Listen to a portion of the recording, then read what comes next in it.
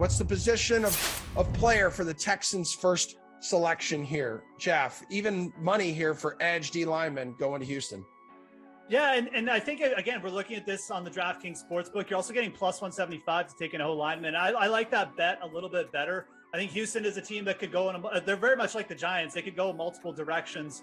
Maybe not, but I think the Giants more heavily likely going to go O lineman just because of where they are in the draft. But at 3, like, you look at Walker, Hutchinson, those are the unanimous kind of top 2 draft picks right now, especially in the betting odds. And then you've got 2 OTs right after them, O linemen, excuse me. So, yeah, again, like, you just looking at that, there's a good likelihood that just like the top 2 edge rushers are going to be off the board. Maybe the Texans just say, okay, we're going to take a chance on Kayvon Thibodeau here. But I think that O lineman at plus 175 with Neal, they're highly rated. I think that's a really good bet for the Houston Texans for the draft.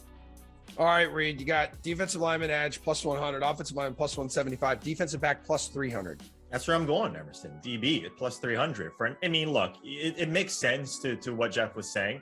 You could throw a dart at a board of team needs for Houston, and that would be a solid pick for them at number 3. They have a ton. Like Sands, maybe Davis Mills, who they really like, and they're going to build around him. But you could probably upgrade from him as well. But I'm going with DB. And you talk about Sauce Gardner. If he's probably not going to go that high. Kyle Hamilton, the safety out of Notre Dame, like, he's one that he didn't really rate out very nicely at the combine, so his numbers aren't great. But his on tape stuff is fantastic. And when you take a look at him, or someone like Derek Stingley out of LSU, who had a great freshman year, but just he got hurt his last couple of years. Those 2 guys are, they're stretches, I think, in a little sense of it. But when you talk about Houston, they need that position at safety and DB. So I look at defensive back at plus 300. All right, Pearce, I know you're an expert now at the AFC South. Running back plus 10,000, tight end plus 10,000, kicker, punter, long snapper plus 20,000. There we go. Yeah, no, I wish. Come on. No, they probably need those positions as well. I love how Geoff says they could go in multiple directions with a positive spin. Well, that means they have so many needs everywhere. That's why they can go in every single direction.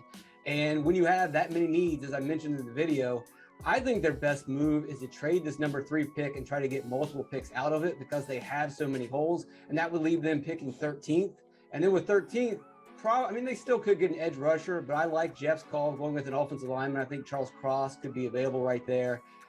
Bang for your buck, 13th pick. I think offensive line is where they'll go. Now, again, that requires them to trade that pick away, but I think it's definitely a live possibility.